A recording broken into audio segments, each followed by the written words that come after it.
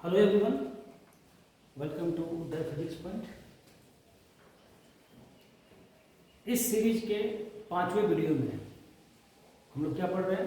Class 10 physics का chapter number 1 reflection and refraction.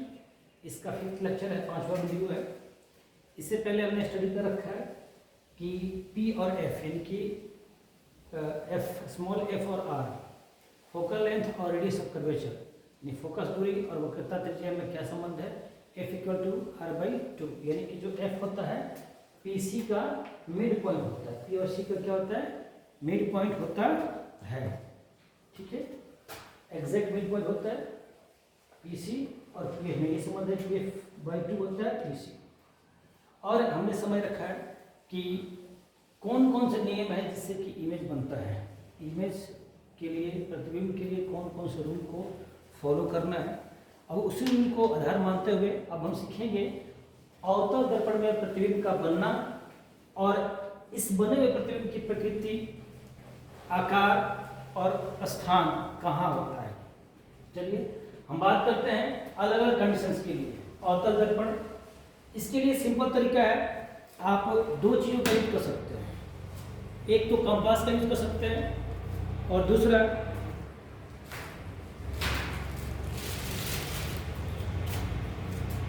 तो compass का यूज कर सकते हैं। कंपास में पेंसिल डालिए और अपने मन मुताबिक 4 सेंटीमीटर 5 सेंटीमीटर का एक कर्व ड्रॉ करें इससे। ठीक है, या दूसरा तरीका क्या है, डी उठाइए, प्रोटेक्टर उठाइए, कर्व ड्रॉ करिए। 4 सेंटीमीटर या 5 सेंटीमीटर का क्या ले लीजिए, ये डिस्टेंस ले लीजिए पीसी, उसका mid point just mark. Suppose करिए आपने 4 सेंटीमीटर ले रखा है तो कितना मार्क करेंगे आप? 5 पे मार्क करेंगे। 6 सेंटीमीटर के लिए रखा है तो कितने मार्क करेंगे जी? 3 पे। ये फॉर्मेट सबको तैयार कर देना है। इस फॉर्मेट में ही हम सब फील करेंगे कि कैसे इमेज बनेगा। ठीक है, अब हम बात करते हैं कि इमेज बनता कैसे है। इसके लिए हमारे पास कई रूल है। अब पहला केस है कि यदि वस्तु अनंत पर, अलग अलग केस में यदि वस्तु अनंत, अनंत मतलब इन्फिनिटी, लॉन्ग डिस्टेंस। सपोज करते हैं वस्तु यहाँ रख लेते हैं एट इन्फिनिटी। कहाँ पे है? At infinity. इन्फिनिटी का सिंबल ये होता है 8 की तरफ उल्टा ऐसे अनंत का। तो अनंत बहुत दूर है। यहाँ से देखिए डॉटेड लाइन रहता है। अनंत से जो भी प्रकाश की किरणें आती है वो क्या आती है? समानांतर आती है, पैरेलल आती है। क्या आती है? पैरेलल। एक ये किरण आ रही है और एक किरण ले रही है। ठीक है, यहां से आने के बाद जानते हैं अनंत से जो पैरेलल यानी समांतर किरण आती है कहां पे कटती है?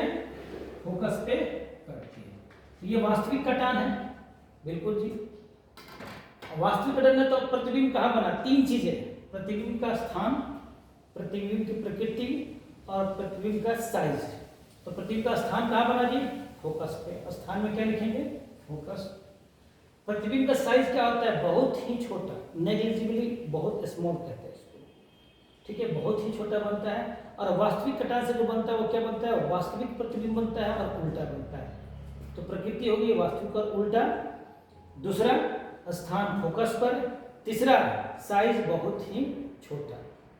फिर है कि यदि वस्तु C से दूर हो, ये C मतलब सेंटर ऑफ कर्वेचर, वक्रता केंद्र। अगर वस्तु C से दूर हो तो कैसा होगा? C से दूर है तो यहां लेते हैं हम C से दूर, यहां पे हमने ऑब्जेक्ट ले लिया। ये जो एरो शो करता है ये ऑब्जेक्ट का हेड है, वस्तु का हेड मतलब सर है, और ये टेल है। इस वस्तु का नाम देता हूं मैं A B। इसका भी नाम दे सकते थे, A B कह सकते, कोई दिक्कत नहीं।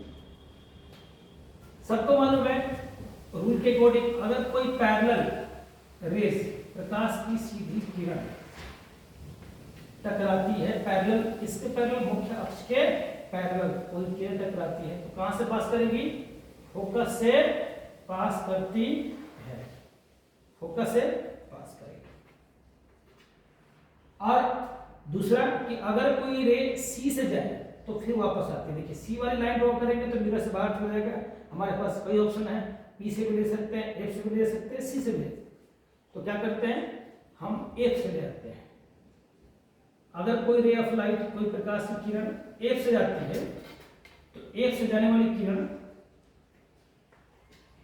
क्या होती है, प्रधान अक्ष के समांतर परावर्तित होती है। तो ऐसे परावर्तित होती है समानांतर, प्रधान अक्ष के समानांतर ऐसे परावर्तित हो। ठीक है, तो यहां दोनों रेस कहां कट रही है, यहां कट रही है। देखिए नीचे की तरफ पे तो इसका हेड आ गया नीचे, यानी कि बी डैश हो गया आपका नीचे और ए डैश हो गया आपका ऊपर। ए डैश बी डैश क्या है, प्रतिबिंब है किसका, ए बी वस्तु का। तो पूछा जाए कि बताइए इसका पोजीशन, प्रतिबिंब कहां बना, पोजीशन स्थान कहां है, तो सी और एफ के बीच में है। अच्छा, बड़ा है या छोटा है, साइज आकार, तो वस्तु से छोटा, देखिए वस्तु से छोटा। अच्छा, प्रकृति कैसी है, प्रकृति ये आपका वास्तविक है और उल्टा है। तो प्रतिबिंब कैसा बना, वास्तविक और उल्टा, वस्तु से छोटा, सी और एफ के बीच में। ये दूसरा कंडीशन हो गया। तीसरा कंडीशन, यदि वस्तु सी पर हो, सी मतलब सेंटर ऑफ कर्वेचर, वक्रता केंद्र पर हो, तो वस्तु को हम लेते हैं वक्रता केंद्र पर।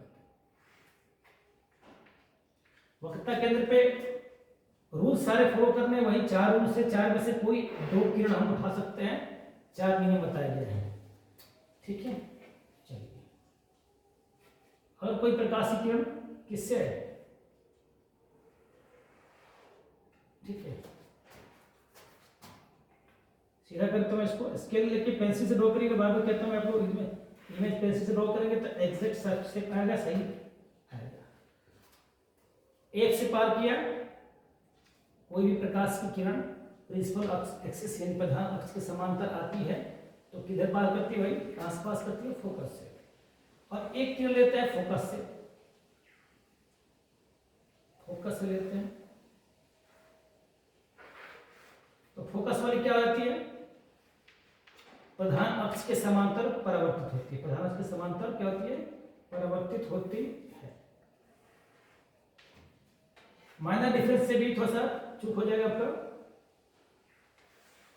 चलिए ये सी पे है, देखिए उल्टा बना, ये सी है पॉइंट, ये हेड इसके नीचे आ गया, क्या देख रहे हैं, ए हो गया आपका, ये ए डैश हो गया। तो कोई पूछे, अगर मैं पूछ रहा हूं कि कैसा बना, तो प्रतिबिंब कैसा बना, उल्टा बना और वास्तविक बना, इसकी प्रकृति हो गई। दूसरा साइज क्या है, तो बिंब के आकार का, वस्तु के आकार का। तीसरा कहां बना, सी पर ही बना, तो वस्तु का प्रतिबिंब कहां बना, सी पर, वस्तु के साइज का, वस्तु के आकार का और वास्तविक तथा उल्टा बना। तीसरा जो है केस कंप्लीट हुआ। चौथा केस देखते हैं क्या है। चौथा केस है यदि वस्तु सी तथा एफ के बीच में, सी तथा एफ के बीच में यहां रहती है वस्तु, एक रे पैरेलल जाएगी, सबको मालूम है पैरेलल रे जाएगी, पैरेलल मतलब समांतर किरण जाएगी, और समांतर किरण कहां से पास करती है, फोकस से पास करती है। पास कर लीजिए फोकस से, कोई दिक्कत नहीं, आगे बढ़ाइए। और एक किरण कहां से जाएगी जी, एफ से, कहां से जाएगी जी, एफ से। एफ से जो रे जाएगी वो क्या हो जाती है,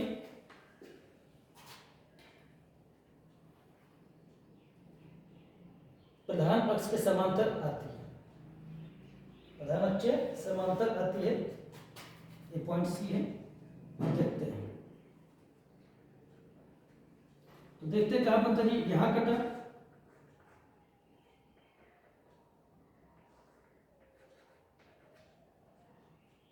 तो सी से दूर बना, क्या बना, सी से दूर, ये हो गया आपका A dash A B, A dash B dash. तो कैसा बना प्रतिबिंब, एग्जैक्ट मेजरमेंट रखिएगा तो मिस्टेक कम होंगे। सी से दूर बना, कैसा बना जी, वास्तविक और उल्टा, वास्तविक तथा उल्टा, सी से दूर और आकार वस्तु से बड़ा, वस्तु से बड़ा। अगला केस है यदि वस्तु एफ पर हो, किस पे हो, एफ पर हो, एफ वाली वस्तु पूरी पैरेलल रे जाएगी और कहां से पास करेगी? एफ से।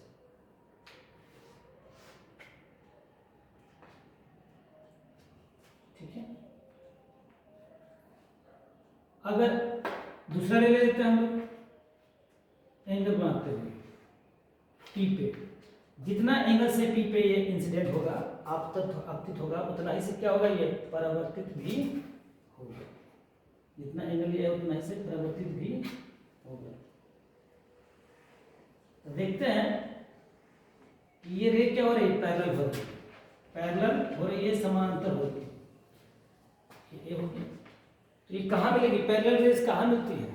ये माना जाता है, जूम किया जाता है कि इन्फिनिटी पे मिलती है, अनंत पे मिलती है। तो बताइए वस्तु का प्रतिबिंब का पोजीशन यानी स्थान कहाँ बनेगा? अनंत पे बनेगा। वास्तविक किरण जा रही है तो कैसा बनेगा? वास्तविक तथा उल्टा बनेगा। और इन्फिनाइट पे जा रही है तो बहुत क्या बनेगा? बड़ा बनेगा, बहुत ही बड़ा। अब तक देखा 5 केसेस में, पहला केस, दूसरा केस, तीसरा केस, चौथा केस, पांचवा केस, अब तक क्या बना? वास्तविक बना। अब एक ऐसा केस है P और F के बीच में, देखते हैं कि कैसा बनता है, वास्तविक बनता है कि आभासी बनता है।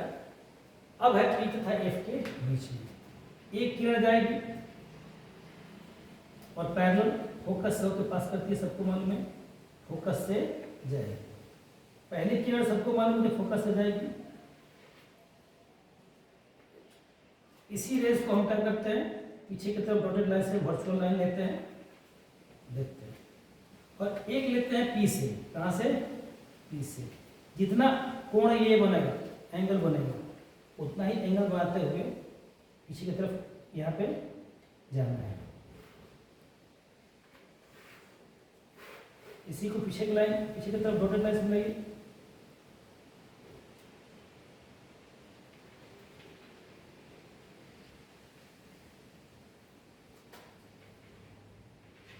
देखिए कहीं ना कहीं मिलती हैं, ये यहां बीच में। अब देखिए डॉटेड लाइन है, वर्चुअल लाइन से, तो इमेज कैसा बनेगा? वर्चुअल ही बनेगा। ये ऑब्जेक्ट ए है, ये बी है, ए भी ऑब्जेक्ट है, ये हो गया ए डैश और बी डैश। तो एक ऐसा केस ये है जिसमें प्रतिबिंब कैसा बना? वर्चुअल यानी कि काल्पनिक बना, आभासी बना। तो प्रतिबिंब का नेचर कैसा है जी? काल्पनिक यानी आभासी तथा सीधा है। नेचर आभासी तथा सीधा है। कहाँ बना? दर्पण के पीछे। साइज क्या है? वस्तु से बड़ा, आवर्धित कहते हैं इसको। ठीक है, काल्पनिक तथा सीधा आवर्धित हो गया। और पोजीशन क्या हो गया कि बिहाइंड द मिरर, दर्पण के पीछे। ये हमने जाना इसका प्रतिबिंब का बनना। अब अवतल दर्पण के कुछ यूज भी हैं, तो चलते हैं इससे वीडियो में कवर कर लेते हैं। थोड़ा सा बस बता देता हूँ आप लोग को अवतल दर्पण के कहाँ कहाँ यूज होते हैं। अवतल दर्पण का यूज होता है, पहला यूज समझ लीजिए, पहला यूज सर्च लाइट, जो हमारे पास घरों में टॉर्च होता है, उसके अंदर एक कटोरी टाइप का होता है, जहाँ पे बल्ब होता है ना, तो यहाँ पे ये बल्ब फोकस पे होता है और यहाँ से रे जब पड़ती है तो क्या देती है? डाइवर्ज होती है। क्या होती है? डाइवर्ज। गाड़ियों का जो हेडलाइट है वहाँ पे होता है सर्च लाइट। घरे के टॉर्च में, सर्च लाइट में, गाड़ियों के हेडलाइट में यूज किया जाता है, पहला यूज। दूसरा यूज डेंटिस्ट जो होते हैं, या नाक या गले का डॉक्टर जो होता है, यहाँ पे देखा होगा अपने एक मिरर यूज करता है।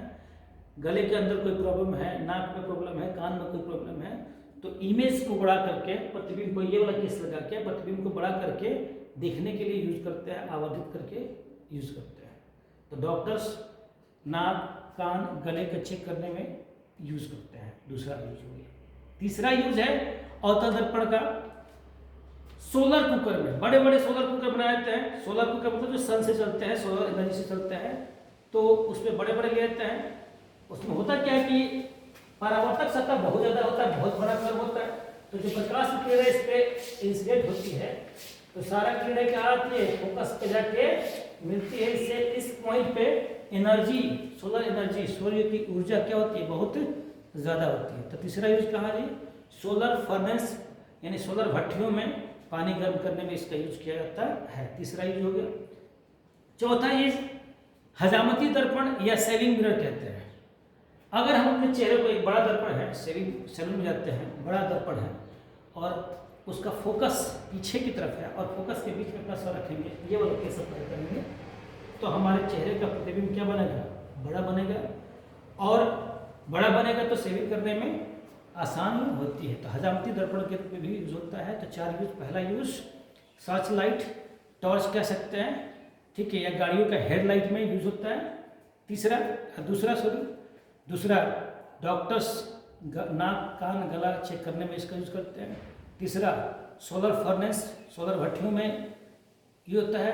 और चौथा और आखिरी यूज बताया था आपको, इसके अलावा और भी यूज होते हैं। चौथा यूज जो है वो है हजामती दर्पण या सेविंग मिरर के रूप में चेहरे को बड़ा करके इमेज बनाया जाता है, ठीक है। तो 4 यूज हो गए आपके। तो इस तरह से अवतल दर्पण का केस फिनिश हुआ। अब हम जानेंगे अगले वीडियो में कि इमेज फॉर्मूला, यानी कि दर्पण में जो फॉर्मूला है, जो दर्पण सूत्र है जिससे हम लोग न्यूमेरिकल सॉल्व करते हैं, वो कैसे फाइंड करेंगे और होता क्या है। थैंक्स।